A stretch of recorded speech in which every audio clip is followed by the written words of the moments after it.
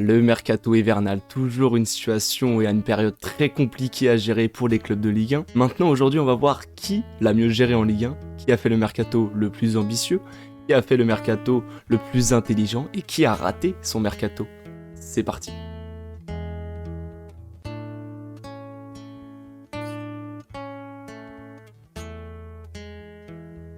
Salut à tous et bienvenue sur ma chaîne YouTube. Voilà, je reviens pour parler de notre bonne vieille Ligue 1. Pour me soutenir, rien de plus compliqué, un petit abonnement, un petit like, un petit commentaire, ça me ferait plaisir. Allez, c'est parti.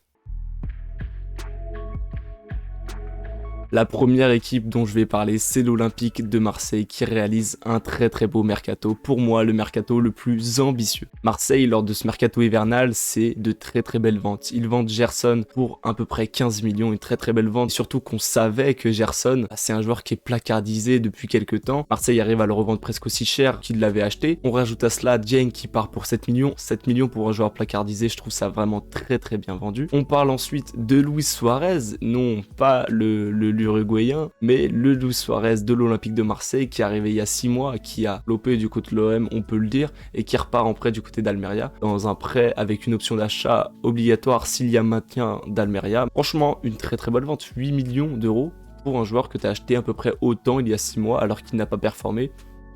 Ça me paraît honnête. Ça fait à peu près 30 millions. À cela, tu peux rajouter Milik qui performe du côté de la Juventus, qui va sûrement lever son option d'achat lors du mercato estival à 11 millions.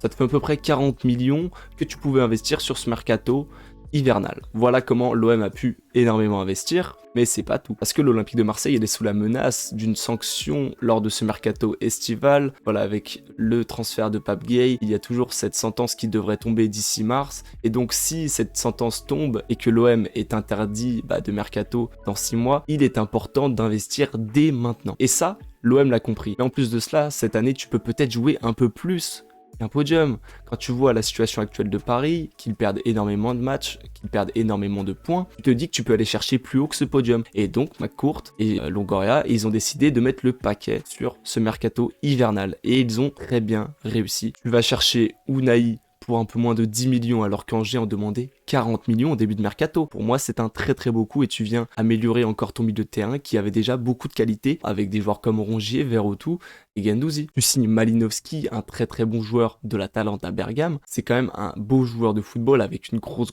frappe qui peut t'apporter énormément et je pense qu'il va apporter énormément à l'Olympique de Marseille. Tu le signes pour à peu près 10 millions hors bonus. C'est un beau coup, un joueur d'expérience qui va t'apporter énormément, j'en suis certain. Mais il n'y a pas que ça. Il y a cet investissement sur le grand attaquant. Je pense qu'avec cet investissement, ils l'ont enfin trouvé.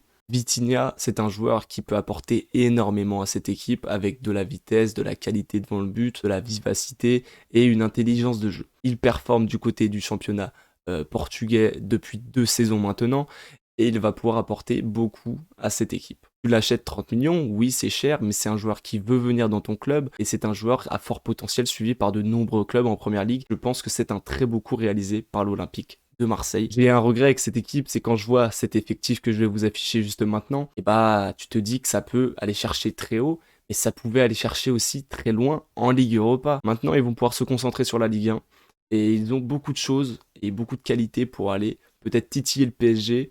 Peut-être que je m'enflamme, mais je sens vraiment cette équipe très forte. Regardez, moi, cette équipe type, il n'y a aucun défaut, il n'y a aucun manque, et il y a un banc de qualité. L'OM est armé pour faire chier ce PSG. Maintenant, on va parler des choses qui fâchent, du mercato raté. Et ce mercato, c'est celui de l'Olympique Lyonnais. Mais pourquoi ce mercato est raté ? Moi, je vais vous l'expliquer. Déjà, il y a des problèmes qui sont rencontrés à l'Olympique Lyonnais. Ils sont dans la communication. Aulas et sa communication, ça ne passe plus avec les supporters, mais ça ne passe plus parce que il nous ment. Voilà, il nous avait encore une fois certifié qu'il allait y avoir 5 arrivées lors de ce mercato hivernal. On n'en a vu que 3. Bizarre. Il avait parlé d'un move significatif qui n'est jamais arrivé. Encore une fois, bizarre. Oh, comme c'est bizarre. Oh, alors. Mais ce qui est terrible avec cette OL, c'est le manque d'attractivité. Aucun joueur ne veut signer à l'OL. L'OL s'est fait refuser par un nombre incalculable de joueurs. C'est honteux. Mais pourquoi cela ? Et tout simplement, tu n'as aucune personne qui peut attirer des joueurs. Avant, nous avions Juninho, qui avait un réseau au Brésil, qui avait une aura connue dans le monde entier. Maintenant, tu n'as plus personne de ce rayonnement. Tu avais également Peter Bosz, et il était capable d'aller chercher des joueurs, d'aller convaincre des joueurs grâce à son discours. On peut parler de Shaqiri, de Boateng, même si ça a été dératé à l'OL. On peut parler de Lacombe et même d'Olas qui venait s'immiscer dans les négociations et qui donc était très important parce que lorsque tu as Olas qui vient t'appeler, tu changes d'avis parfois. Maintenant, tu as qui? Tu as Laurent Blanc qui n'a pas entraîné depuis 6 ans, qui était à la plage pendant 6 ans, donc autant dire que ses relations, elles sont zéro. Tu rajoutes à cela un Chérou qui n'est pas assez compétent pour le poste qu'il a actuellement à l'OL. Je ne pense pas qu'il ne travaille pas, mais je pense qu'il n'a pas les compétences pour aller négocier avec des grands joueurs. Il n'en a pas les capacités, c'est très dommage. Maintenant à l'OL, tu as eu beaucoup de départs en prêt.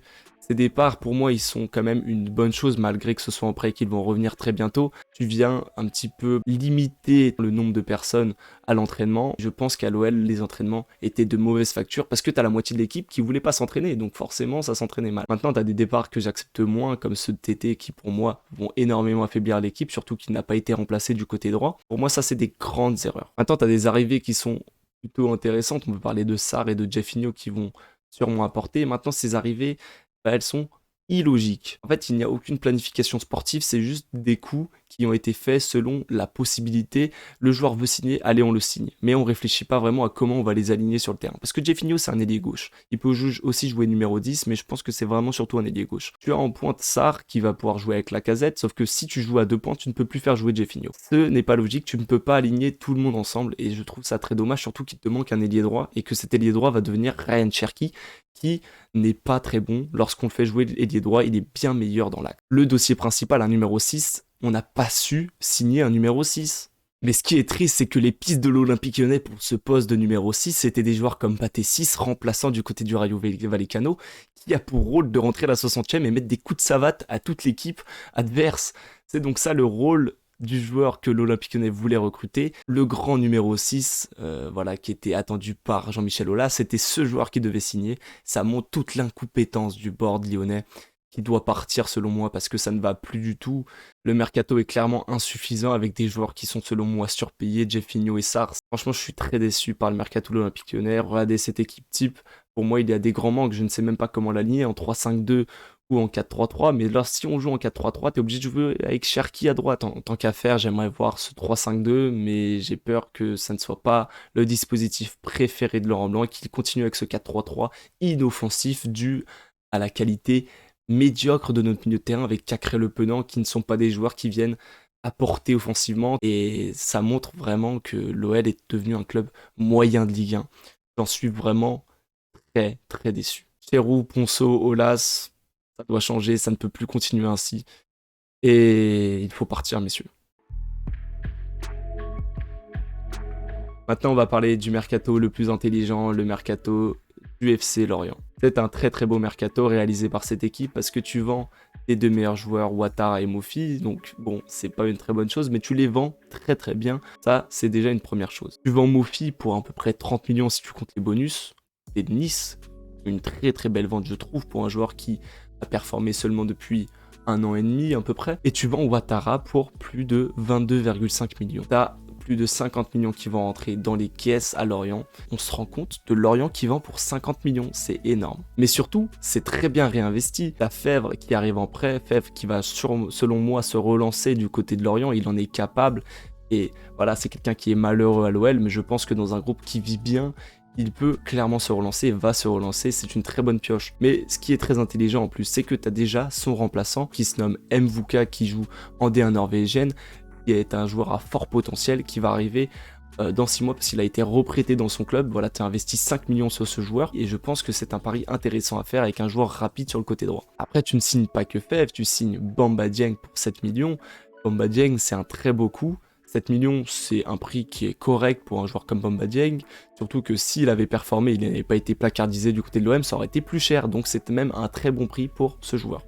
Tu prends Makengo, un joueur qui est titulaire en Serie A du côté de l'Udinese, c'est quand même, j'ai fait un accent de zinzin, mais voilà, tu vas chercher un très bon joueur de Serie A, 11 millions, Lorient qui arrive à chercher un joueur aussi cher, c'est franchement très intéressant, très fou je trouve, je m'y attendais pas.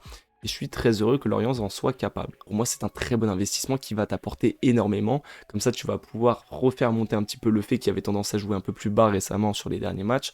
Et donc là, tu vas pouvoir jouer dans ce 4-2-3-1 avec Enzo Lefebvre, Fèvre, une attaque avec Bamba Dieng qui va être très très forte. Je pense que Lorient, en vendant ses deux meilleurs joueurs, n'a pas pour autant baissé énormément en qualité d'effectif. C'est pour ça que Lorient, pour moi, va rester dans le top 10 dans cette deuxième partie de saison. Et pour une équipe comme Lorient qui jouait le maintien l'année dernière, c'est un très beau coup. Et franchement, bravo Lorient, une très belle gestion. Franchement, rien à dire. Voilà, c'était mon petit débrief sur le mercato hivernal des clubs de Ligue 1. Si vous êtes content de cette vidéo, si vous êtes d'accord avec moi, lâchez le petit like, ça fait toujours plaisir. Et voilà, c'est un peu tout ce que j'ai à dire sur le mercato des équipes de Ligue 1. Moi, je vous dis ciao et à la prochaine pour une prochaine vidéo. Ciao.